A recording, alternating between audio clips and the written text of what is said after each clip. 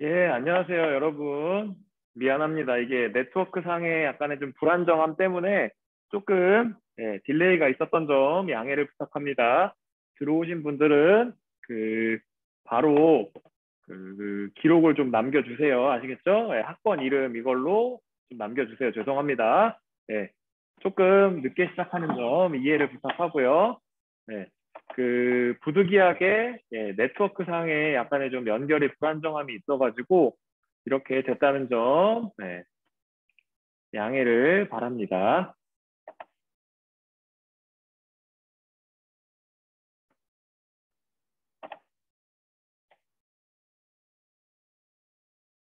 네, 그래서 바로바로 이제 채팅 남겨주시고요. 잠깐 좀 이제 세팅하고 바로바로 좀 하도록 하겠습니다. 어,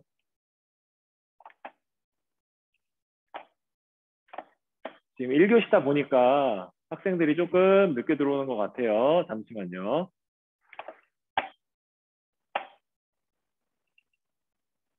그래서 잠깐 좀 같이 좀 하고 들어오신 학생들은 메시지 좀 남겨주세요.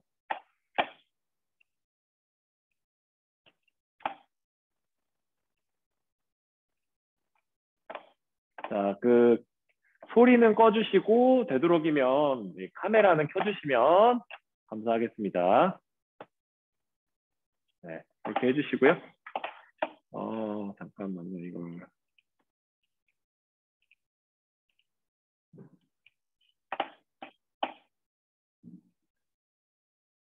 어제 영상을 보면서 좀 되게 많이 느껴가지고 그리고 여러분들 혹시 제가 노파심에서 좀 말씀을 드려보자면 저희의 그 수업 영상이 그 저희의 그 수업 영상이 계속 업로드 되고 있습니다. 그래서 제 개인 유튜브 채널, 왜 그러냐면 EBS 온라인 클래스가 용량이 제한적이기 때문에 이 줌 수업이 아닌 다른 자료들을 조금씩 올릴 수밖에 없을 것 같아가지고 이 줌 수업의 자료들은 용량의 제한이 있어서 올리려면 또 변환하고 해야 되거든요. 이 영상 그대로가 제가 뭐 이름 부르고 잠깐씩 기다렸다 하는 이런 것들이 그대로 업로드 되고 있고요. 그래서 어, 얼굴 나오는 게 그러니까 이게 그러니까 얼굴을 전체로 나오실 필요는 없어요. 그러니까 이게 물론 제 이 화면 요거는 그대로 계속 나오지만 한 번씩 이렇게 그 발표해주는 친구들만 이렇게 나오는 거니까 그렇게 좀 알아주시고 그래서 여러분들의 그런 혹시나 못 일어나거나 했을 때 수업을 좀 듣게 하기 위해서 그렇게 된다는 점 공유 드리고 같이 시작해 보도록 하겠습니다. 자, 어, 죄송합니다. 예, 이게 제가 또 조금 이게 좀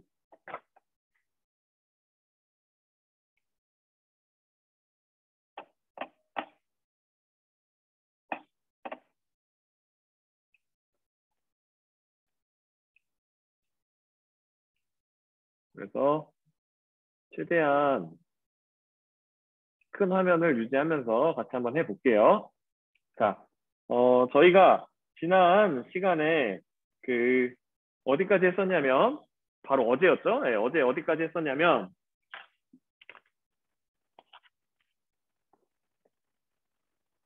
45쪽까지 했어요. 그래서 이제 그 다음 부분부터 같이 한번 해보도록 하겠습니다. 오늘은 그 어제 그 10번 정도까지 했었으니까요. 그래서 예, 11번부터 15번이라고 편성되어 있는 김찬우, 박성진, 양일성, 이도현, 이한빈 학생 한 번씩 부탁 좀 할게요.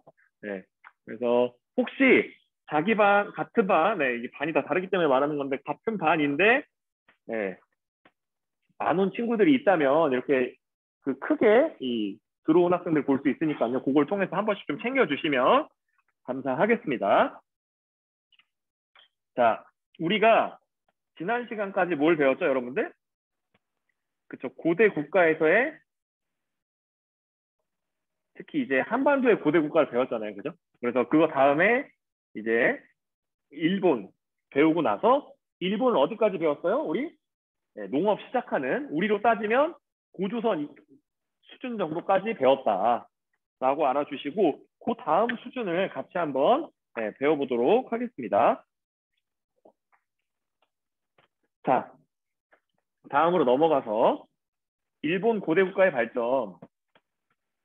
일본이 고대 국가가 발전을 하는데요, 여러분들. 그래서 우리가 흔히 그 위에서 봤을 때 제가 얘기했었죠. 야마토 정권, 나라 시대, 이 헤이안 시대, 요 세 시대를 흐름을 이해해주고 또한 그 내용을 분류할 수 있어야 된다라고 얘기를 했었는데 그런 것들을 조금 여러분들이 좀 신경 써주시면 좋을 것 같습니다. 그래서 요 밑에 있는 내용을 한번 보게 되면 이제 이 4세기 무렵이 되면 일본에서도 이제 고대 정권이 수립되게 됩니다.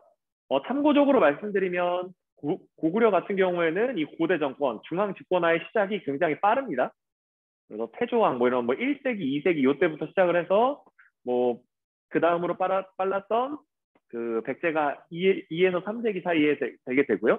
그리고 이 신라가 이제 4세기부터 이 중앙 집권화를 시작하게 됩니다, 여러분들. 그래서 어떻게 보면 신라만큼이나 느린 그런 상태였다라고 알아주시고 이 야마토 정권은 6세기 중엽부터 그러니까 불교 수용이 늦은 거죠. 제가 그 이유는 얘기했었죠. 여기 위에서 이 불교가 인도에서 중국으로 들어가고 그게 한국을 거쳐서 일본을 가기 때문에 한국이 수용한 이런 시점이나 이런 것보다 훨씬 나중에 수용할 수밖에 없다라고 하는 걸 좀 알아주시고 이 쇼토쿠 태자 여러분들 태자인데 이렇게 중요하게 배우는 역사적 인물 크게 없는데 이 쇼토쿠 태자라고 하는 분이 이런 중국과 한반도에서 불교뿐만 아니라 여러 가지 이런 체제들을 수용하게 됩니다. 그래서 그걸 바탕으로 적극적으로 중앙 집권화를 하게 되고요.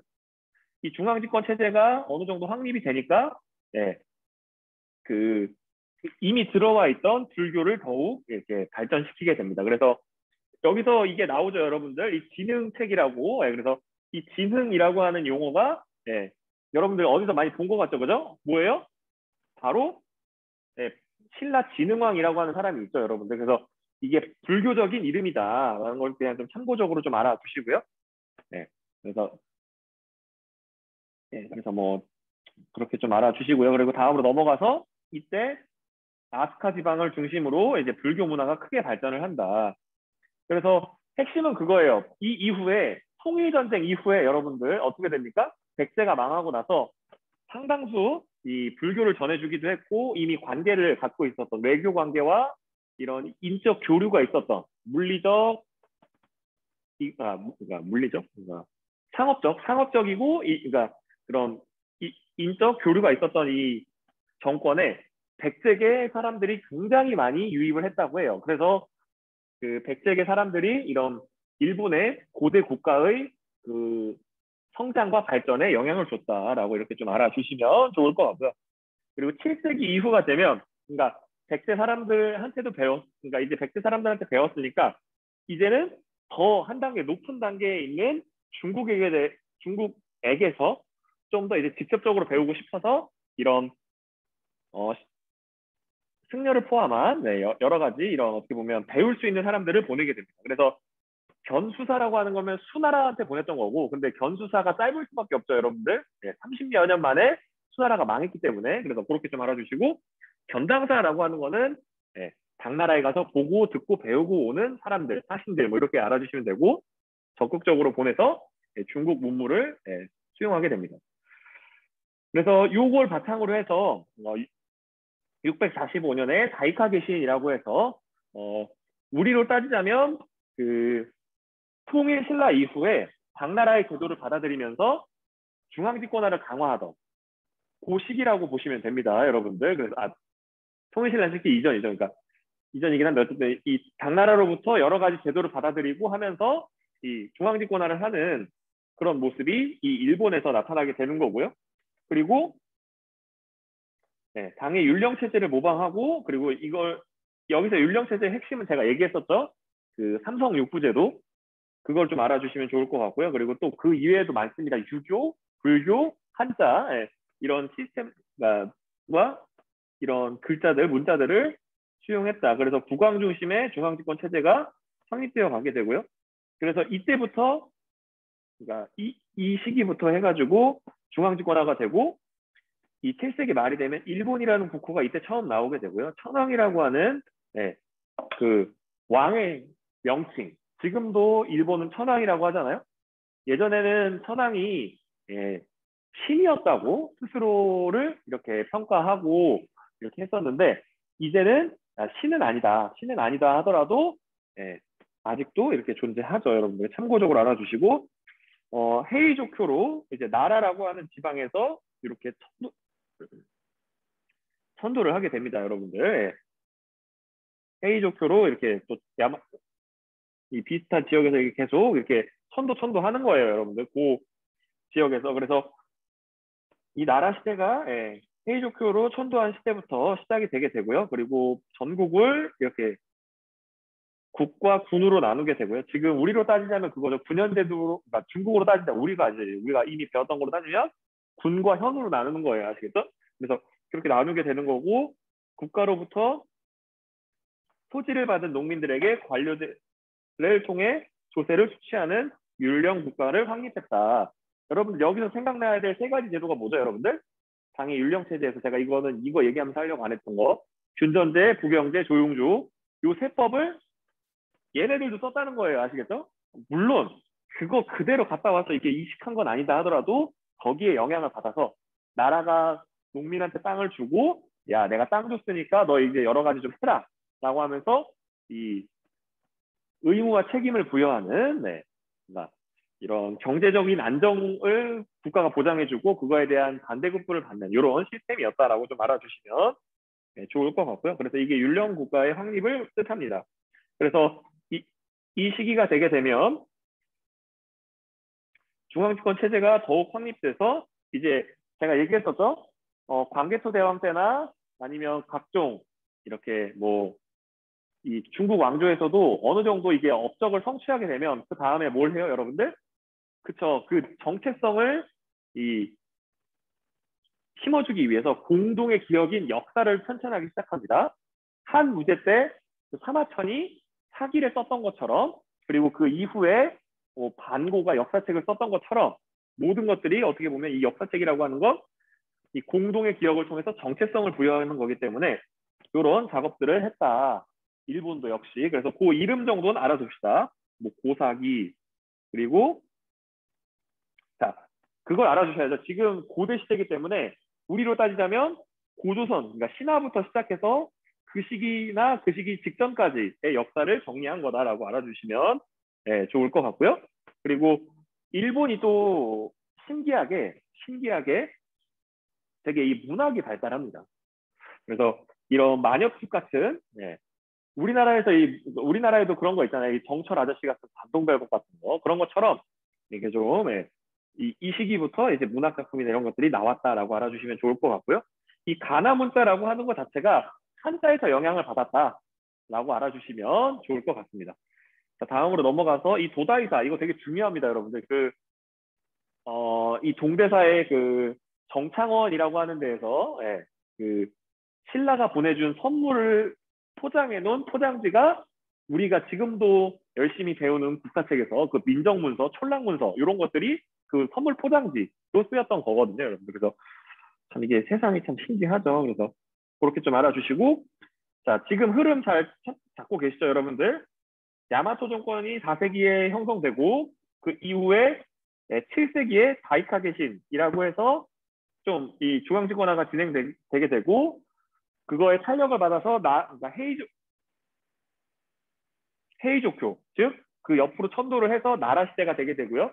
근데 이 나라 시대가 시간이 지나면서 어떻게 되냐, 그 밖에서부터 이렇게 수용 문화를 계속 배워오던 이런 게 힘들어지게 됩니다. 여러 가지 이런 외교적인 것과 그 배워오는 대상이 됐던 나라들이 이게 점차 혼란해지고 약해지다 보니까 그 750년대 그때 안사이난 겪으면서 이제 당나라도 이제 되게 힘들어지게 되거든요. 그 이후에 계속 전쟁도 하고 해야 되기 때문에. 그래서 그런 것들을 보면서 점차 힘들어지게 되고, 일본 역시도 일본만의 그런 그 외부로부터 영향받지 않는 이런 정권의 창출이 시작되게 됩니다. 그래서 이 정치 혁신의 시도라고 하는 게 뭐냐면 여러분들 불교를 누가 전해줬다 그랬죠, 여러분들? 아까 위에서 4세기 무렵 야마토 정권일 때 이 백제가 전해주게 되고 백제가 멸망하면서 백제계 유의민들이 많이 들어와서 지배층으로 많이 편입을 했는데 이게 이분들이 이 불교나 이런 것들을 정치에 많이 활용을 하는 집단이었는데 이제 불교를 정치에서 빼낸다라고 하는 거는 뭐냐면 백제계 유의민이나 외부에서 들어온 이런 편입한 지배층들을 이 원래 있던 지배층에서 조금 제해낸다. 그러니까 어떻게 보면 빼냈다라고 보시면 알아주시니까 빼냈다? 좀 이게 좀 어느 정도 이게 그들의 영향력을 줄여 나간다라고 이렇게 알아주시면 좋을 것 같습니다. 그래서 그 밑에 보시게 되면 그 헤이안 시대가 나오게 되죠. 그래서 이 헤이안교, 그러니까 헤이조교, 헤이안교 여러분들 이게 헷갈릴 수가 있는데 핵심은 그거예요. 그 나라 시대라고 하는 이 시대가 바뀌게 된다라고 하는 걸 알아주시고 그 헤이안이라고 하는 곳으로 천도를 하게 되면서 이 헤이안 시대가 시작하게 됩니다. 그래서 여기 이때부터는 일본도 그러니까 중국이 분열하듯이 춘추전국 시대나 위진남북처럼 분열하듯이 분열 시대가 되게 되는데 이때부터 귀족과 호족이 장원을 중심으로 해서 영향력을 확대해 나갑니다. 그리고 이 장원을 지켜줄 이 중앙지방에서 그렇게 되게 되는 거고 지방에서는 이 무사들이 점차 어떻게 보면 이 중앙에서 이제 보호를 못 해주다 보니까 자신들이 이런 세력을 형성하게 되면서 독자적인 이런 세력이 형성되게 됩니다. 그 중국의 예를 들어서 설명을 해드리면 그 당나라 시기에 뭐가 나중에 문제가 됐다 그랬죠, 여러분들? 절도사들이 문제가 됐다 그랬죠, 여러분들. 그래서 그 절도사의 개념이 여기서 보면 크기는 굉장히 작지만 무사들이 점차 독립해 나가는 것과 굉장히 좀 비슷한 방향성이 있다라고 이렇게 좀 알아주시면 좋을 것 같습니다. 그래서 다음으로 넘어가서 9세기 말부터는 당연히 그랬겠죠. 907년에 멸망하니까 10세기 초에 멸망을 하니까 9세기 말부터는 가서 못 배워오죠. 그래서 공식적인 외교도 끊어지게 되고 그래서 일본 풍토와 기호에 맞게 소화하라라는 이 국풍문화라고 하는 게 생겨나게 됩니다. 여러분들 여기서의 국풍이라고 하는 거는 일본풍이다라고 그냥 생각해 주시면 돼요. 아시겠죠? 그래서 일본의 고유한 문화가 발달하게 되는데 그 대표적인 게 그 한자를 간략하게 만든 이 가나 문자라고 하는 게 만들어지게 되고 그리고 그걸 바탕으로 문학이 만들어집니다. 한국도 그렇죠, 여러분들. 훈민정음 만든 다음에 뭘 만들어요, 여러분들? 가장 처음에 만든 거 세종대왕이 용비어 청가라고 하는 거 여러분들 기억나죠? 여러분들 들어본 거. 그래서 용비어 청가를 왜 만들어요, 여러분들? 이건 좀 여담입니다만 조선 왕조가 왜 만들어질 수밖에 없었는지를 설명하기 위해서 새롭게 만든 한글을 활용해서 설명해 주는 거예요. 누굴 위해서? 백성들한테 설명해 주려고. 그래서 그런 것처럼 여기에서도 이 한자의 영향을 받은 거를 일본화 시킨 다음에 어떻게 보면 자기 나라에 맞게 최적화 시킨 다음에 그걸로 이제 문학 작품을 만들어서 보급을 하는 거죠. 일반인들한테는. 그래서 그런 과정을 거쳤다라고 알아주시고 주택이나 관복 등에서 굉장히 일본적인 특색이 나타난다. 여러분들 그 요즘도 케이블 TV에서 종종 하는 그 명량이라고 하는 영화 여러분들 보셨으니까 알 텐데 거기서 보시게 되면 일본 군들의 복장이나 이런 딱 봐도 그런 거 있잖아요. 아, 조선과 다르다. 일본스럽다라고 하는 그런 문화들이 생겼다라고 알아주시고 개인적으로 여러분들이 시간이 요즘에 좀 이렇게 있는 분들은 이 국화와 칼이라고 하는 책이 있어요, 여러분들. 일본에 대한 이해를 하기 위해서 그러니까 미국 학자가 쓴 책을 한글로 번역한 거라서 여러분들 이게 아마 동네 도서관이나 이런 데 가면 있을 거예요. 그래서 혹시 관심 있으신 분들은 이런 거 한번 읽어보시면서 이런 게 일본 문화구나. 외부에서 바라보는 일본은 이렇게 볼 수 있겠구나. 뭐 이렇게 한번 도움을 얻으시면 좋을 것 같습니다. 다음으로 넘어가서 자 오늘 제가 부탁하기로 했던 김찬욱 학생. 네. 예, 감사합니다. 여기 자료 역량 기르기 1번 읽고 한번 야마토 정권의 역사적 의미 한번 책에서 찾아서 읽어도 되고요. 한번 읽어주시면 좋을 것 같습니다. 자료 해석 자료이를 통해 야마토 정권의 역사적 의의를 파악해보자. 자, 야마토 정권의 역사적 의의가 뭐예요?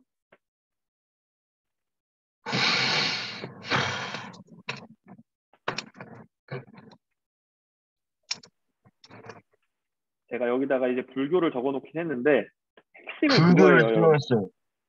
네, 그죠. 불교를 수용했다.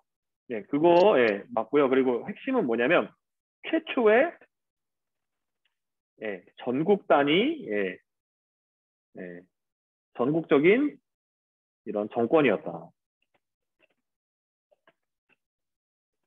그러니까 그 이전까지는 되게 작은 나라들이 쪼물쪼물 이렇게 있었던 상태였는데 최초의 전국적인 이게 나라가 되는 거고요.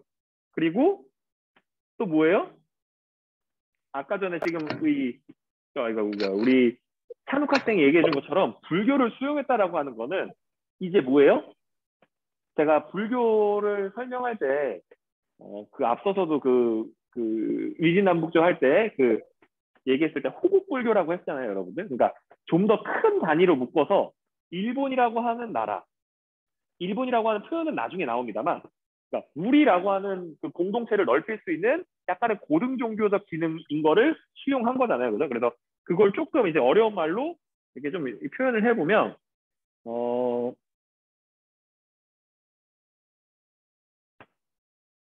네. 일본 고대 국가 발전의 기초를 세웠다. 기초를 만들었다. 그러니까 그 내용은 뭐라 그랬죠, 제가? 나중에 여기서 또 위로 올라가서 잠깐 보게 되면 네, 불교를 수용하게 되는 거죠, 여러분들. 네, 야마토 정권이라는 게 생기고 나서 바로 수용한 건 아닙니다만 어느 정도 시간이 흘러서 불교를 수용하면서 이런 고대 국가로서 모습을 갖춰가는 기틀을 만들게 되는 거죠, 여러분들. 그래서 불교 수용이다. 이렇게 좀 적어주시면 좋을 것 같습니다. 그리고 이 불교 수용 우리가 도와줘서 다 된 거다. 이런 것까지 알아두면 네, 아주 바람직하겠죠. 그래서 다음으로 넘어가서 박성진 학생. 네, 네. 예, 박성진 학생 고맙습니다. 2번 한번 해줄까요? 도다이사 본존불과 같이 거대한 불상을 조성한 목적을 말해보자. 예, 뭐라고요? 호국불교. 네, 네? 제가 호국불교라고 적어놨는데 여기서 이 수업을 위해서 조금 안 적어놓은 것도 있습니다, 여러분. 이게 뭐냐면 우리가 흔히 생각했을 때 호국하면 뭐만 생각해요? 자, 성진 학생, 호국이라고 하는 게 제가 무슨 뜻이라고 그랬죠? 나라를 보호한다는 뜻이라고 그랬죠, 그죠? 네. 나라라고 하면 우리가 국가만 생각하기가 쉬운데 이건 여러분들한테 또 하나 알려드리는데 왕실도 포함되는 거예요, 아시겠죠? 이때 당시에는 그 왕실과 예, 국가 모두를 이렇게 좀 보호하자라는 의미로, 그러니까 그런 좀 예, 부분도 예, 좀 알아주시면 좋을 것 같습니다. 자, 양유성 학생, 네, 예, 3번 좀 해주세요. 해양 시대의 문화의 특징을 예를 들어 설명해보자. 그 그러니까 예를 문학적, 들어잖아요, 여러분. 그 유성 학생, 그러니까 그 옆에 있는 교과서에서 한두 가지만 좀 찾아서 얘기를 해봅시다. 어, 여기 옆에 뭐 겐지 이야기, 네, 뭐요? 이야기 예? 만든 거요? 네, 와카나가 만든 거. 네, 네, 문학적. 그러니까 와카나 이야기를 그럼 뭘로 썼어요? 이게 중요한 거예요. 국풍문화의 사례. 한자를 간략하게 고쳐서 만든. 네, 그러니까 그 가나 문자라고 하는 형태를 새로 만든 거예요, 아시겠죠? 네, 우리가 또 한국사를 좀 열심히 했으면 이런 거 비슷한 거 우리 배웠잖아요. 이두 문자 한자를 수용해가지고 우리가 말하는 거를 그대로 음차를 해서 이게 쓴 거, 뜻을 차용해서 쓴 게 아니라 그런 것처럼 이 자기들만의 한자를 좀 이게 변형시켜서 쓰는 가나 문자를 만들었다. 이게 국풍문화의 사례가 되는 거고 또 뭐예요? 이런 의식주에서 이런 독특한 그런 문화들이 생겨났다라고 알아주시면 좋을 것 같습니다. 그리고 이거의 배경에는 당나라가 쇠퇴하면서 가서 배워올 게 없는 거예요. 아시겠죠? 기왕이 할 거 직접 가서 배우는 게 되게 좋잖아요. 잠시만요, 여러분. 네.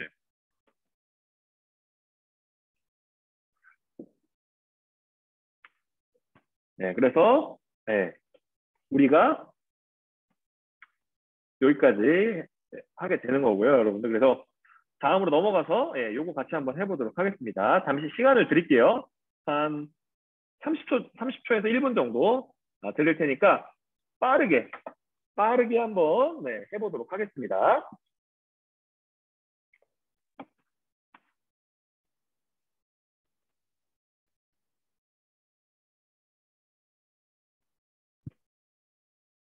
이걸 또 보고 쓰라는 건 아니고요, 여러분들. 요렇게 좀 가려놔야겠네. 네.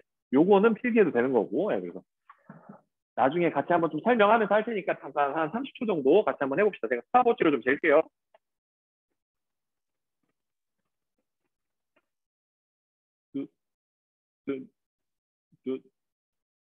이거 안 보이네, 제대로.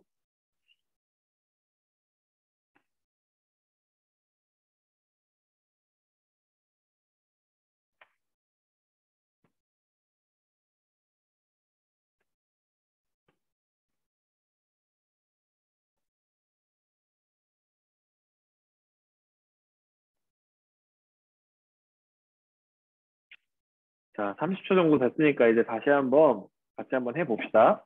자, 우리가 이 많은 이런 용어들을 배웠는데 핵심은 그거예요, 여러분들. 이 용어별로 특히 과거제 같은 거 공부하실 때 어떻게 해야 돼요? 부기의 제도인데 수나라, 당나라, 송나라까지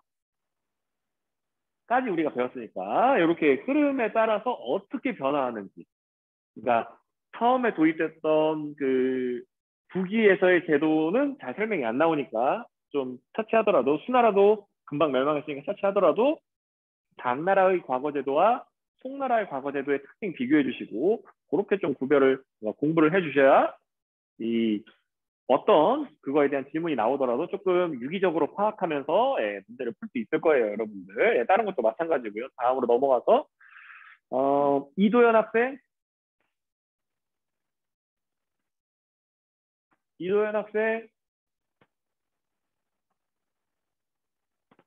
마이크 혹시 사용 가능한가요? 애들이 좀 힘들어서 자는 건가? 이 대답이 없기 때문에 이한빈 학생. 심지어 이한빈 학생은 안 계시는 이한빈은 없어요. 그 전학 갔나요? 아니, 한빈이 자가격리하고 있어요.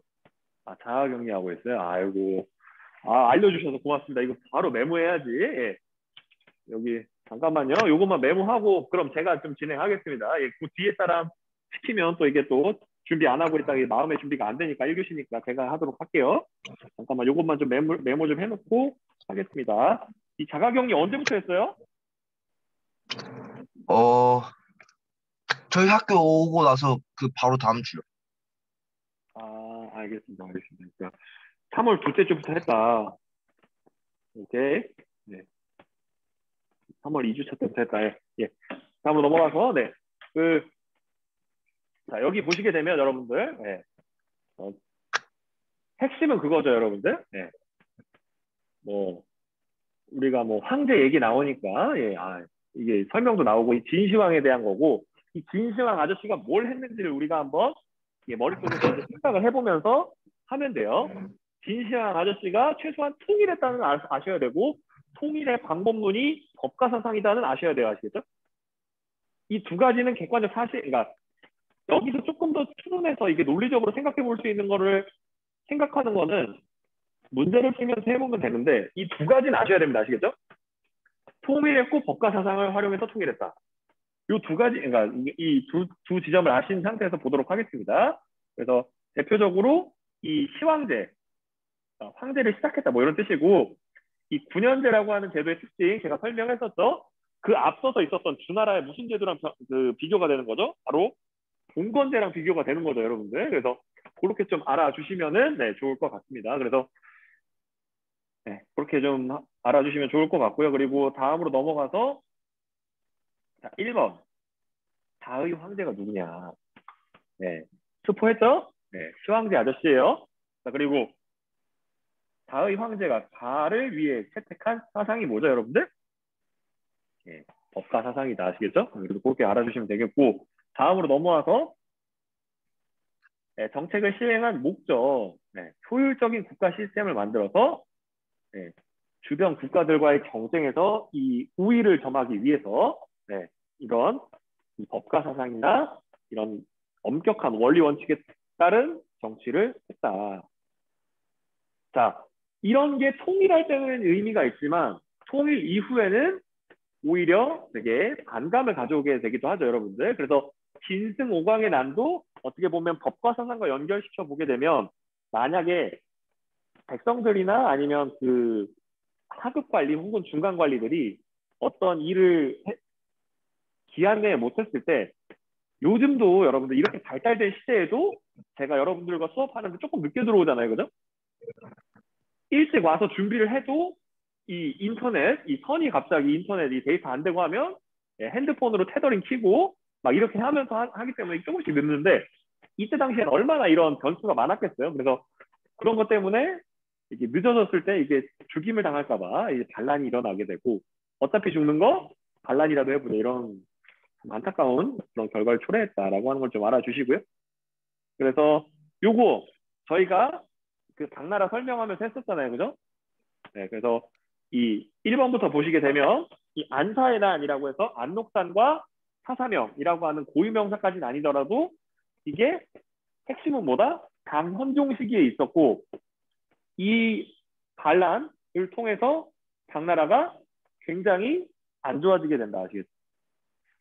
이게 상승하다가 약간 살짝 유지하다가 급격하게 떨어지게 되는 그 포인트, 이 하락의 포인트가 되는 게 이 안사의 난이다라고 하는 걸 알아주시면 좋을 것 같고 그 급격한 하락의 사례가 바로 이 호구의 숫자, 즉 인구 변화를 파악하는 그 정도가 굉장히 잘 파악이 되다가 갑자기 이 파악 능력이 떨어지는 것과 거의 유사하다. 아시겠죠? 그래서 그렇게 좀 알아주시면 좋을 것 같습니다. 그래서 1번은 안사의 난이 되는 거고요.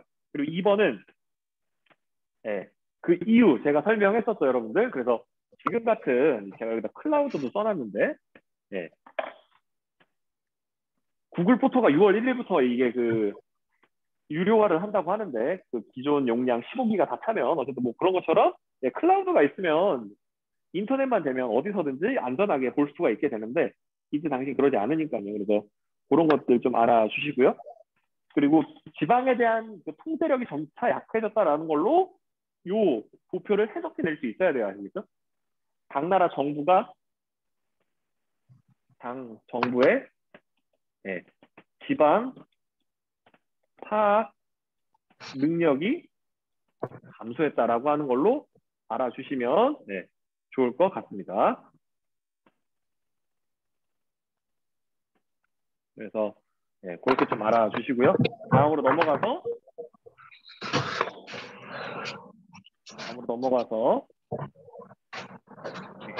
그래서 그 제도의 변화 제가 되게 중요하기 때문에 여러 차례 적어놨어요. 아시겠죠? 네, 그 보시게 되면 토지제도가 준전제에서 대토지 소유인 장원제도로 바뀌게 되고 그리고 네, 그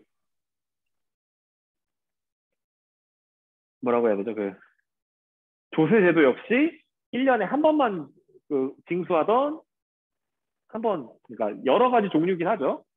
노동력, 특산물, 그다음에 땅에 대한 세금 이렇게 여러 가지긴 하지만 이걸 한 번만 걷었거든요. 근데 그거를 이제 2번 걷게 되는 양세법으로 바뀌게 된다.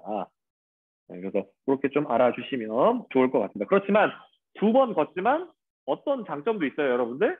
조금 더 깊이 공부한 분들은 알겠지만, 학습하면서도 건드렸지만 이게 기억나는 분들은 뭐죠?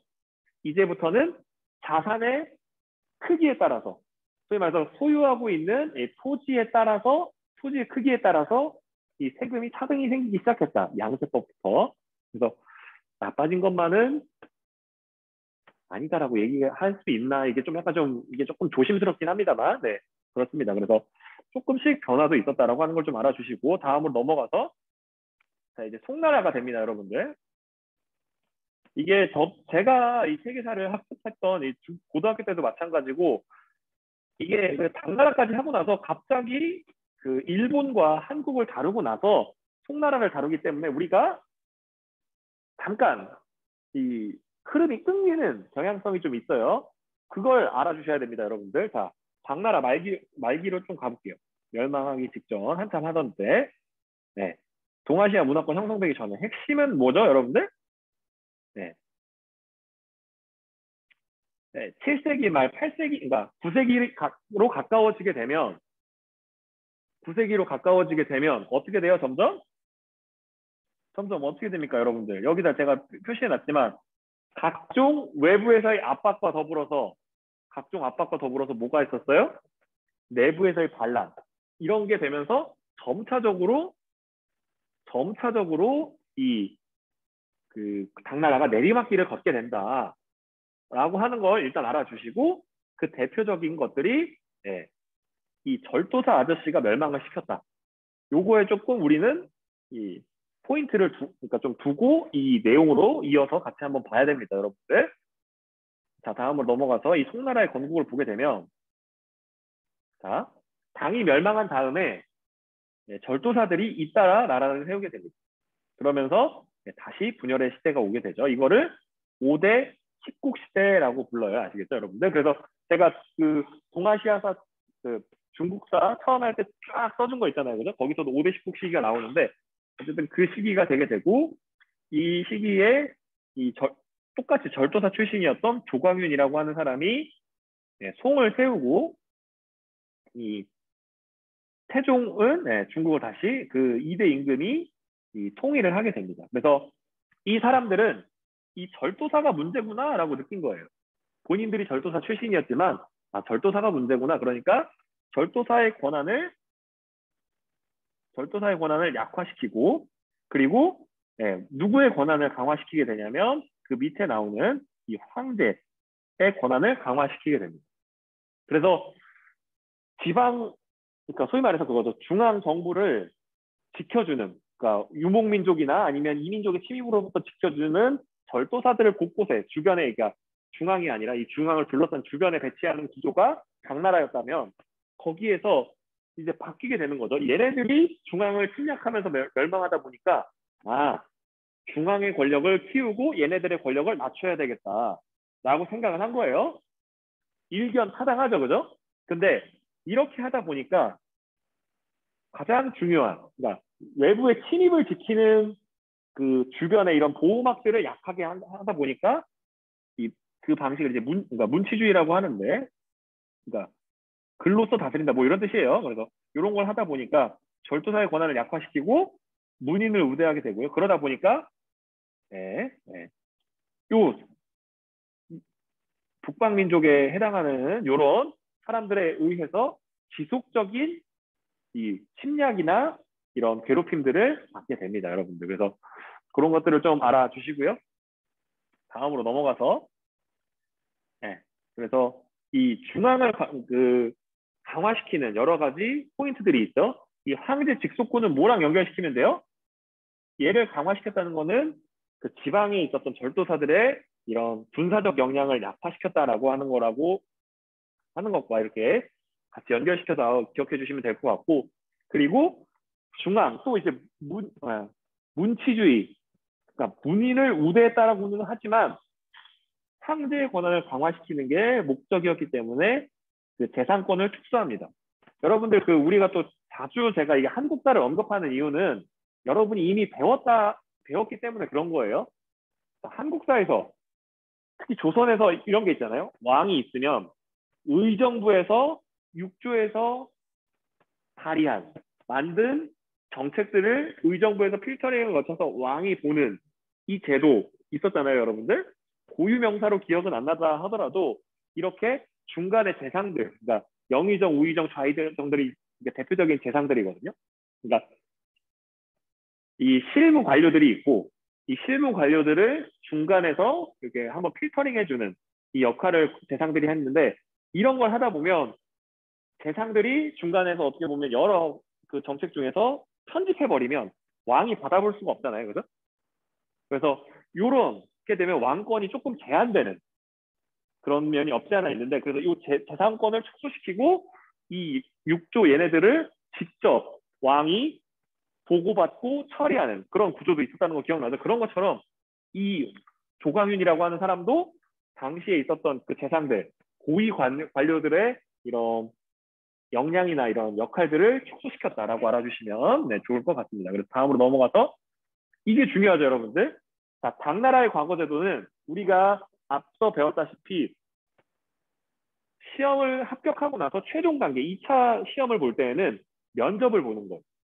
그래서 어떤 집안 사람인지, 어떤 이 배경을 가진 사람인지 이런 것들을 판단해서 그 관직을 부여했는데 여기에서는 누구 앞에서 시험을 봐요? 네, 황제 앞에서 보는 이 전시라고 하는 게 이 그 황제 앞에서 보는 시험이다라는 거예요. 그러니까 앞에서 보는 시험, 그래서 그러니까 이게 황제 앞에서 보는 시험이라는 뜻이고 어쨌든 그래서 이 모든 것들이 황제의 독재 체제 강화에 이 수단이 됐다라고 알아주시면 좋을 것 같습니다. 그래서 그런 것들을 좀 알아주시고요. 그래서 여기서 이 생각 지도도 항상 네, 잘 학습에 활용해 주시면 좋을 것 같습니다. 그래서 다음으로 넘어가서 김찬욱 학생 예, 이 5명만 계속 부탁해야 하는 전처로 예, 조금 다시 한번 읽는 것 좀 부탁할게요. 이 과거 제도의 변화 예, 그 당대에는부터 좀 한 번만 읽어주세요. 당대에는부터요? 당대에는 여기 부분 당대에는 과거 합격자가 관직을 받으려면 2부에서 시행하는 면접 위주의 시험을 치러야 했다. 면접에서는 외모, 말솜씨, 글씨, 판단력을 기준으로 평가했으므로 명문가의 응시자가 좋은 성적을 받기 쉬웠다. 송대에는 황제가 직접 주관하는 전시를 치렀고 그 결과에 따라 관직이 주어졌다. 성적도 황제가 최종적으로 결정하여 전시 결과는 이후 승진에 많은 영향을 끼쳤다. 따라서 전시는 관료 지망생들로부터 황제에 대한 충성을 유도하는 기능을 하였다. 자, 여러분들 그 우리가 그 핵심은 뭐냐면 여기서 알아둬야 될 핵심은 뭐냐면 전시가 아예 시험 과정이 됐다라고 하는 걸 알아주셔야 되고 자, 여기다가 조금 우리의 또 교양을 위해서 이렇게 해주고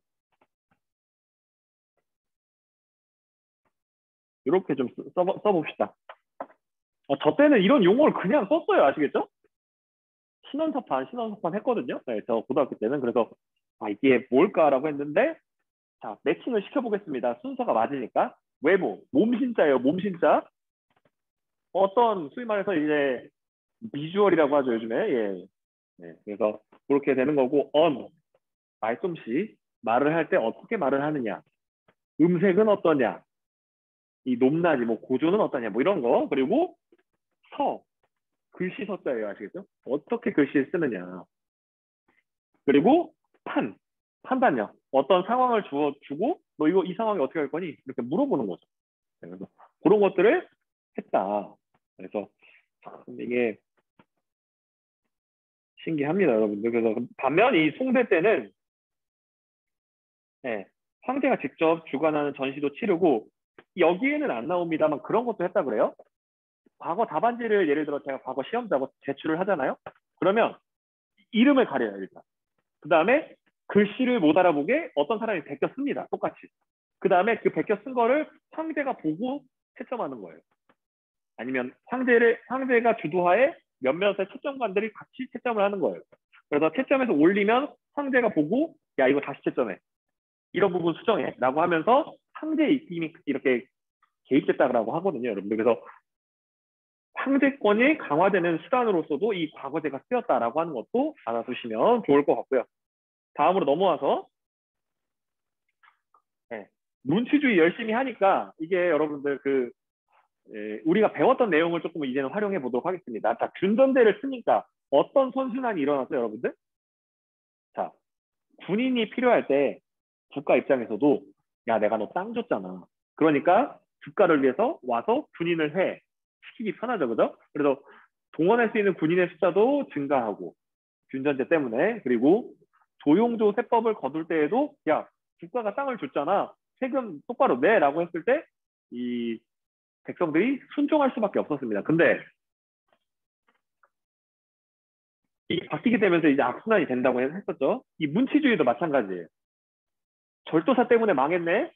그러니까 절도사를 약화시키고 문인들을 높여주고, 그리고 절도사의 권한을 약화시켰으니까 거기서 또 이제 무력이나 군사적인 부분은 상대권을 강화시키면서, 그러니까 문치주의와 상대권 강화를 통해서 이 절도사로 멸망한 경험을 극복해 보려고 했는데, 이 극복하는 시스템이 이 악순환이 되기 시작합니다.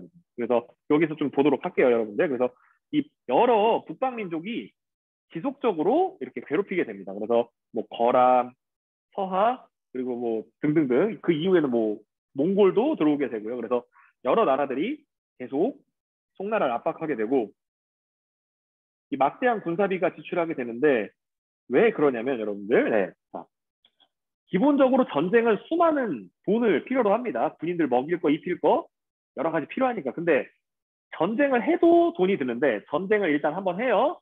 근데 져요. 그 다음에 계속 침략당할 것 같으니까 하친을 제안하고 그 사람한테 1년에 얼마씩 돈 줄게. 침략하지 마. 라고 하는 거를 지속적으로 맺다 보면 아무리 경제가 건전하고 돈이 많은 국가라 할지라도 처음에 한 개 나라, 두 개 나라까지는 괜찮지만 세 개, 네 개 되면 이게 부담이 점점 쌓이잖아요. 그래서 송나라라고 하는 나라가 굉장히 경제적으로 발전하고 풍족한 나라였음에도 불구하고 막대한 군사비도 지출하게 되고, 그러니까 걔네 약해라고 하니까 계속 침략하게 되니까 거기서 최소한 싸우는 척이라도 해야 되잖아요. 그래서 사람들 움직이고 하면 이런 게 다 돈이니까 이렇게 지출하게 되고, 플러스 이 세패. 자, 여러분들 기본적으로 당나라는 여러 나라들로부터 조공을 받는 사람이었습니다. 근데 반대가 됩니다. 이 송나라가 되면 이제 평화를 위해서 주변한테 돈을 나눠주는 이런 시스템이 되는 거예요. 그래서 요것까지만 좀 기억을 해주시면 좋을 것 같습니다. 이제 그래서 지속적인 재정난, 이게 날 수밖에 없었다라고 이렇게 좀 알아주시고, 다음 시간에 조금 더이 왕한석의 신법과 더불어서 이 상황을 좀 더 유기적으로 좀 설명을 좀 해보도록 할게요. 혹시 질문 있나요? 질문 있으시면 개인적으로 DM 보내주시고요. 그리고 아닌 분들은 이 출석했습니다. 뭐 이렇게 메시지 남겨주시고, 다시 한번 이 시간 때문에 그러니까요. 이제 학번 이름만 남겨도 되고요. 그래서 메시지 남겨주시고 나가도 될 것 같습니다. 수고했습니다. 안녕히 수고했습니다. 계세요. 예, 안녕히 가세요. 수고했습니다.